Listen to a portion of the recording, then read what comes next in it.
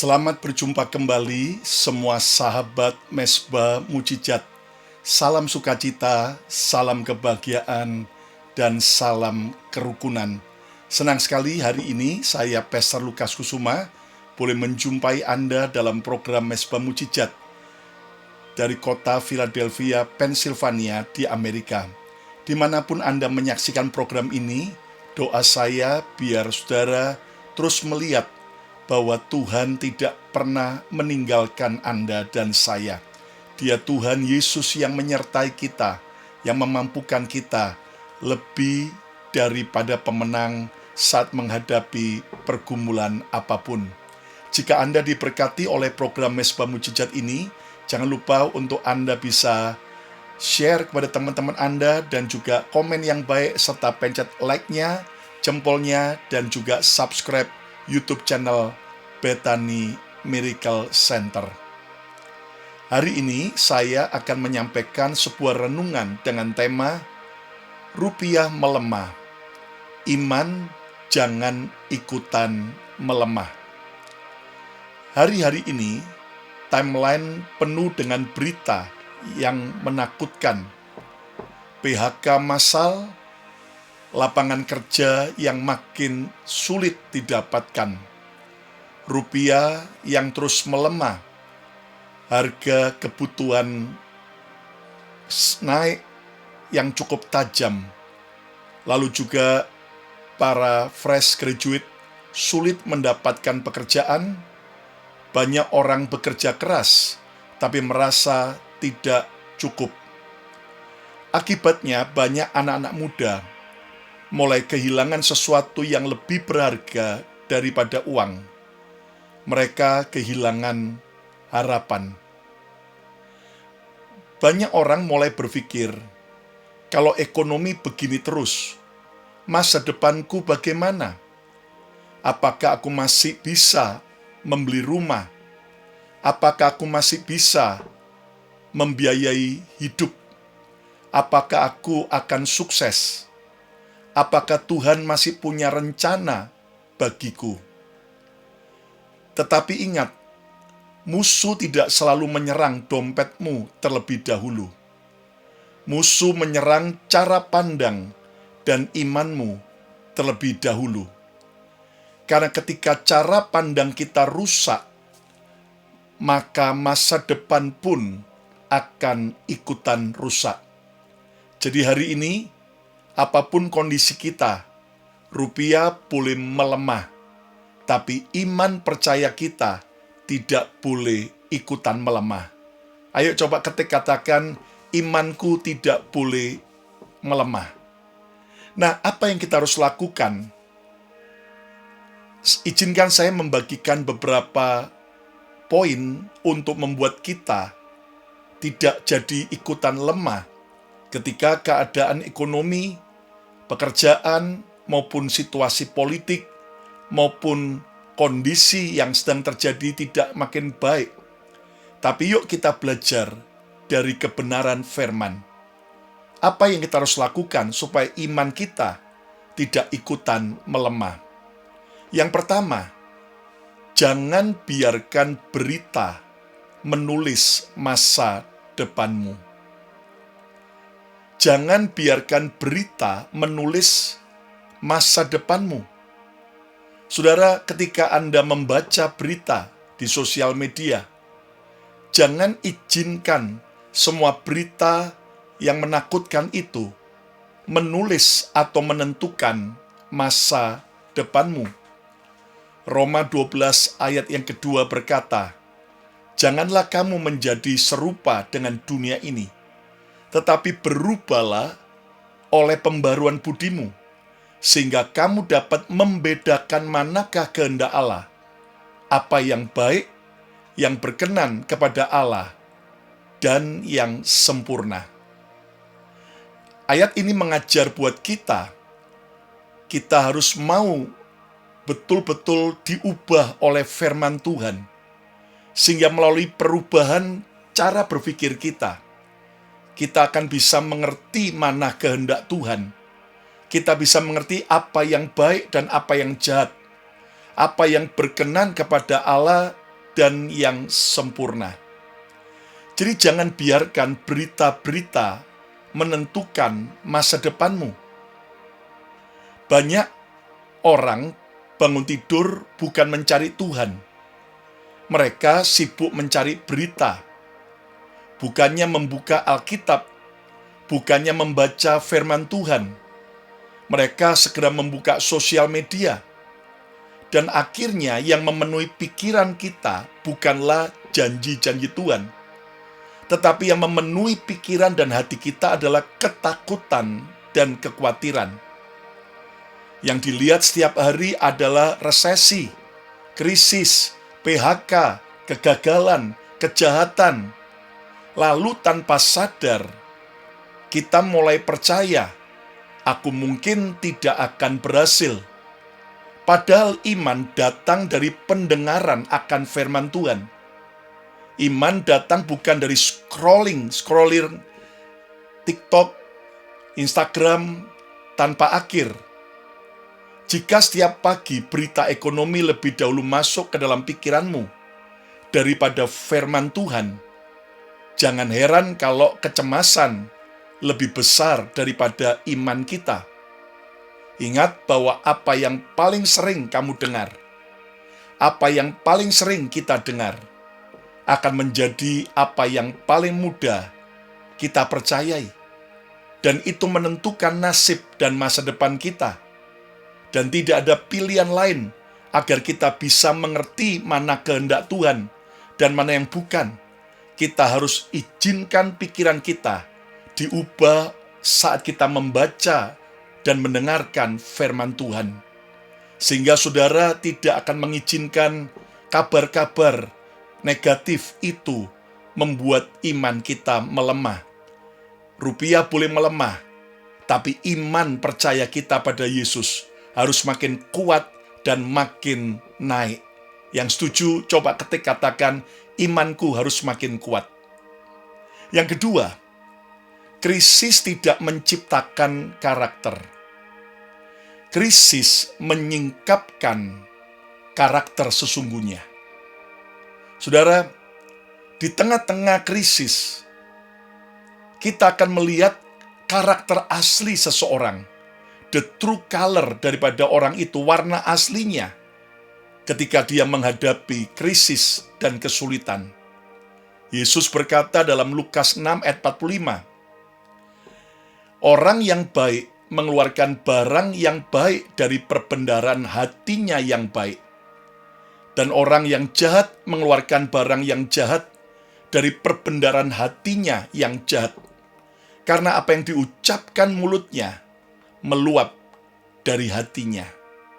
Jadi, hati kita itu akan menentukan apa yang kita ucapkan, akan menentukan apa yang kita lakukan, menentukan keputusan kita, menentukan karakter kita seperti apa. Nah, jadi saudaraku, pastikan bahwa apa yang kita masukkan dalam hati kita adalah apa yang baik, apa yang suci, bukan apa yang cemar, bukan apa yang jahat. Masukkan tiap hari dalam hati kita kebenaran firman yang memerdekakan. Dan kita harus belajar untuk menjaga hati, buang semua kebencian, iri hati, kesombongan, dan semua luka-luka maupun dosa-dosa di hati. Kenapa? Karena krisis akan menunjukkan karakter isi hati seseorang.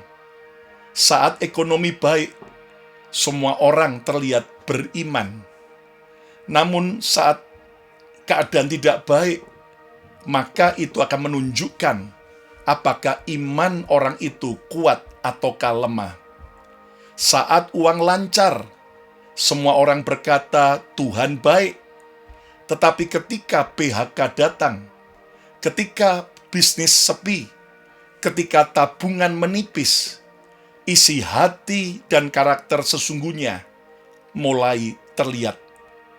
Krisis ibarat X-ray rohani untuk meng-X-ray, untuk memeriksa kedalaman hati kita. Krisis menunjukkan apakah kita sungguh-sungguh percaya kepada Tuhan. ataukah hanya percaya ketika keadaan baik? Saudara, pasta gigi yang ditekan tidak akan mengeluarkan kopi. Pasta gigi yang ditekan, yang dipencet, akan mengeluarkan apa yang memang sudah ada di dalamnya, yaitu pasta gigi. Begitu juga dengan kita manusia. Tekanan tidak menciptakan isi hati seseorang. Namun tekanan, krisis, hanya akan mengeluarkan apa yang ada di dalam hatinya. Jangan minta hidup tanpa tekanan. Mintalah hati yang tetap percaya di tengah-tengah tekanan. Apapun tekanan yang kita lewati, apapun krisis yang kita hadapi, selama hati kita dipenuhi dengan Yesus, dipenuhi dengan hadirat Tuhan, maka itu akan membuat kita kuat, sehingga kita berkata-kata yang baik, bersikap dan mengambil keputusan yang bijaksana. Karena kita tetap percaya, di tengah tekanan, akan ada pertolongan Tuhan yang ajaib, akan ada jalan yang terbuka saat tiada jalan. Yang setuju, katakan, aku mau tetap percaya. Yang ketiga, berhenti menunggu keajaiban. Mulailah meningkatkan nilai diri. Saudara, di tengah-tengah krisis ini, di tengah rupiah yang melemah, yang ketiga yang harus kita lakukan, berhenti menunggu keajaiban. Kita percaya Tuhan bisa memberi keajaiban. Tapi daripada saudara terus menunggu dan tidak tahu kepastiannya, berhentilah menunggu keajaiban dan mulailah meningkatkan nilai diri kita. Amsal 22 ayat 29 berkata, pernahkah engkau melihat orang yang cakap dalam pekerjaannya? Di hadapan raja-raja ia akan berdiri, bukan di hadapan orang-orang hina. Ada orang yang terus di bawah, tapi ada orang yang akan terus naik level.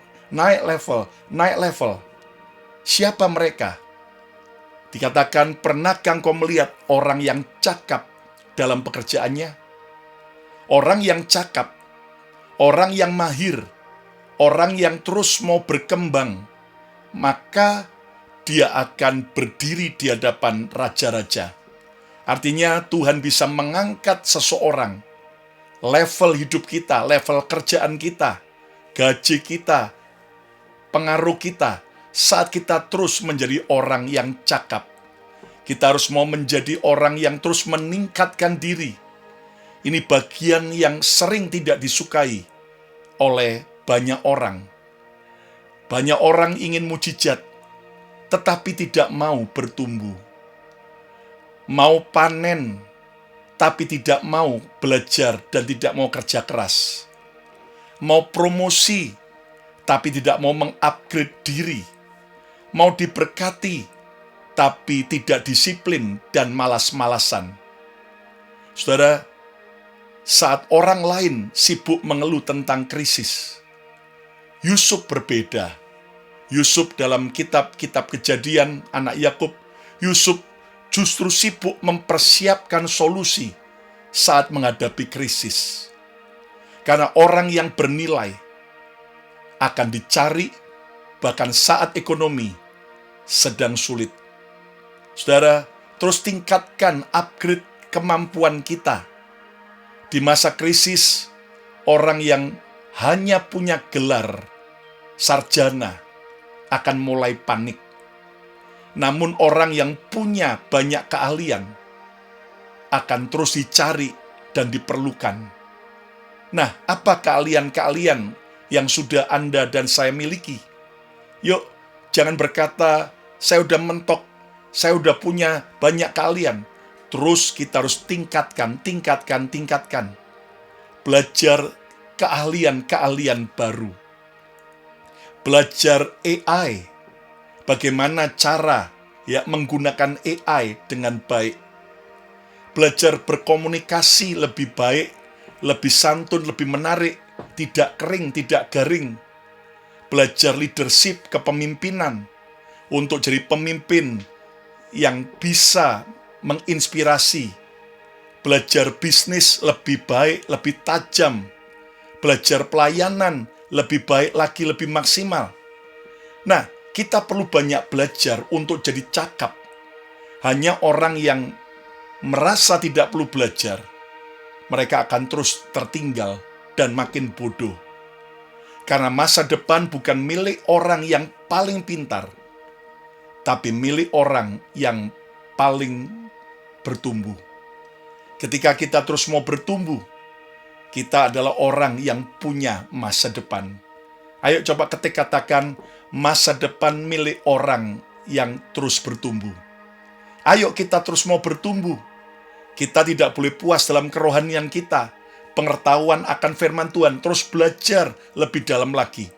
Kita nggak boleh puas dengan keahlian kerjaan yang sekarang ada pada kita.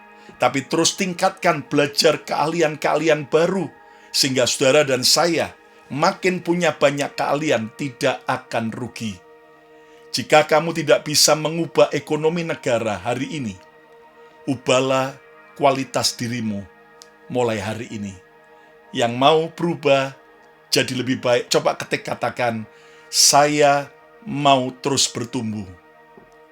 Yang keempat, jangan menyembah rasa aman. Saudara, di tengah-tengah krisis maupun di tengah-tengah keadaan baik, jangan menyembah rasa aman. Hanya sembahlah Yesus. Yeremia 17 ayat yang ke-7. Diberkatilah orang yang mengandalkan Tuhan, yang menaruh harapnya pada Tuhan. Ingat, Alkitab menjelaskan, orang yang diberkati adalah orang yang mengandalkan Tuhan. Bukan mengandalkan rasa aman. Bukan mengandalkan keamanan, tapi yang mengandalkan Tuhan. Artinya ketika keadaan tidak sedang baik-baik, kita tetap percaya Tuhan pegang kendali. Dan kita tetap berharap, dan Tuhan sanggup memberkati, bahkan di tahun yang kering, yang penuh dengan kesulitan dan tantangan. Percayalah, jika Tuhan memberkati, tidak ada orang yang bisa menutup dan menghalanginya. Banyak orang hari ini sebenarnya tidak mencari Tuhan, tapi yang dicari adalah rasa aman. Mereka berpikir, kalau gaji saya sekian besar, wow, aku akan tenang.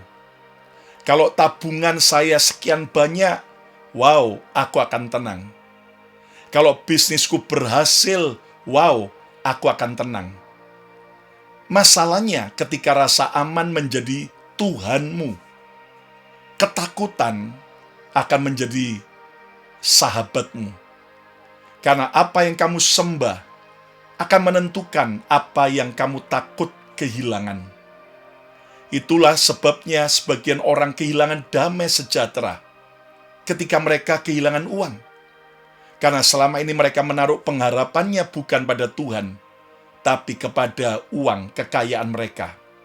Ingat, apa yang paling kamu takuti kehilangan, seringkali adalah apa yang diam-diam kamu sembah.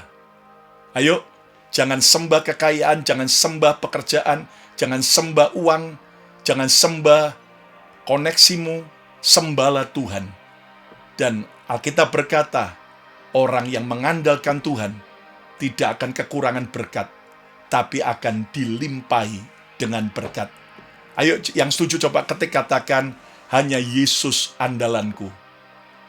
Dan yang kelima, Tuhan tidak pernah kehabisan ide. Ini yang kita harus pahami di masa krisis, ketika rupiah terus merosot, bahwa Tuhan tidak pernah kehabisan ide. Artinya kita terus percaya bahwa Tuhan bisa memberi ide-ide kreatif, ide-ide inovasi, ide-ide solusi, sehingga saudara dan saya menjadi orang yang di atas rata-rata. Saat dunia berkata tidak ada peluang, namun Tuhan berkata, aku bisa membuka jalan di padang gurun. Haleluya. Saat dunia berkata sudah terlambat, namun Tuhan berkata, aku membuat segala sesuatu indah pada waktunya. Amin. Saat dunia berkata tidak mungkin, Tuhan berkata, bagi Allah tidak ada yang mustahil. Ingat bahwa masalah terbesar bangsa ini bukan kurang uang. Masalah terbesar banyak orang percaya adalah kehilangan perspektif ilahi, kehilangan cara pandang ilahi yang Tuhan inginkan. Kita melihat krisis, Tuhan melihat kesempatan. Kita melihat keterbatasan, Tuhan melihat potensi. Nah, hari ini yuk kita rubah supaya kita bisa punya cara pandang Tuhan. Karena bagi Tuhan tidak ada yang mustahil. Tuhan tidak pernah kehabisan ide. Wow, ayo coba katakan, Tuhan tidak pernah kehabisan ide. Yuk hari ini, apapun jalan buntu yang sedang kau lewati, ingat Tuhan bisa memberi ide. Dia adalah jalan kebenaran dan hidup, dan Dia sanggup menolong saudara dan saya. Mazmur 37 ayat 25, Raja Daud berkata, dahulu aku muda, sekarang telah menjadi tua, tetapi tidak pernah kulihat orang benar ditinggalkan. Tidak pernah kulihat orang benar ditinggalkan Tuhan, atau anak cucunya meminta-minta roti. Hari ini yuk, Tuhan itu tidak akan meninggalkan, bukan orang yang sempurna, tapi orang benar. Dan kita bisa dibenarkan, bukan karena kehebatan kita, namun sejak kita mau membuka hati bagi Yesus, Sang Kebenaran, maka kita akan dibenarkan. Dan orang yang benar tidak akan ditinggalkan Tuhan. Bahkan anak cucunya tidak akan minta roti, tetapi akan jadi berkat yang luar biasa. Dan itu terjadi karena Tuhan kita tidak pernah kehabisan ide. Ayo coba katakan, Tuhanku dahsyat. Sebagai penutup, kita belajar, generasi ini tidak membutuhkan lebih banyak motivasi. Generasi ini membutuhkan lebih banyak pewahyuan tentang Tuhan Yesus.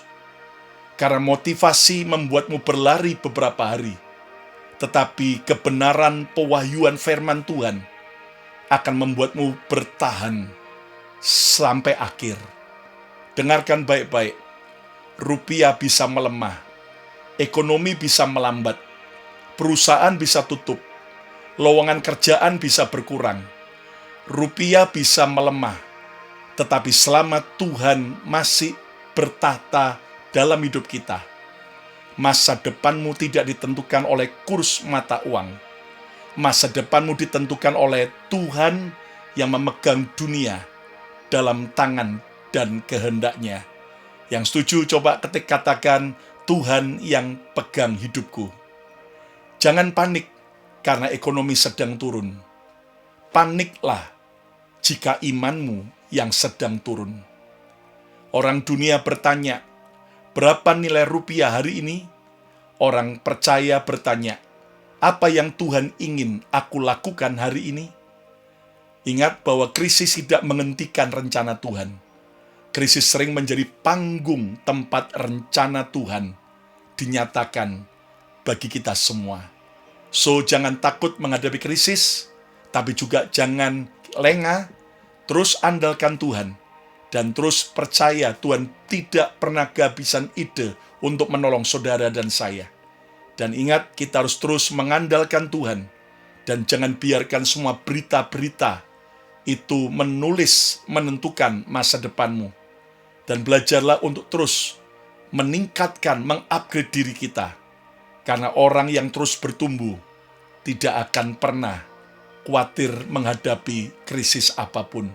Siapa yang mau imannya makin bertumbuh, tidak ikutan melemah seperti rupiah. Yang mau angkat kedua tanganmu, saya mau berdoa. Tuhan, terima kasih buat kebenaran firman-Mu hari ini. Ampuni Tuhan kalau selama ini kami merasa puas dengan semua keahlian kami. Tapi mulai sekarang kami mau meningkatkan lebih lagi. Dan berikan kami ide-ide, kemauan untuk belajar lebih lagi. Dan hamba berdoa berkati semua sahabat Mesbah Mujizat.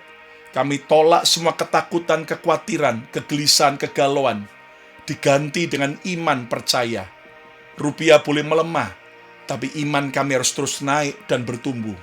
Dan kami berdoa untuk semua sahabat Mesbah Mujizat yang sakit Tuhan sembuhkan, yang lemah Tuhan kuatkan, yang mengalami persoalan apapun, Tuhan tolong. Kami juga berdoa memberkati Indonesia yang kami cintai. Kami memberkati Presiden dan semua kabinet dan semua aparat dan semua rakyat Indonesia. Pulihkan, beri roh takut akan Tuhan. Tuhan, biar pemerintahan bersih, tidak lagi ada korupsi, dan juga bisa adil dengan semua kalangan dan agama. Terima kasih Bapa. Kami juga memberkati Amerika, memberkati untuk Israel, Palestina, memberkati Tuhan semua Timur Tengah. Anugerah-Mu menyertai kami semua. Sekarang terimalah berkat yang terbaik, berkat Bapa, Putra, Roh Kudus, berkat dalam nama Yesus Tuhan, turun menyertai saudara, memberkati saudara mulai hari ini, bahkan sampai selama-lamanya. Yang percaya diberkati, sama-sama katakan, amin, amin, amin, amin, amin. Ayo, coba ketik katakan, saya tidak boleh lemah.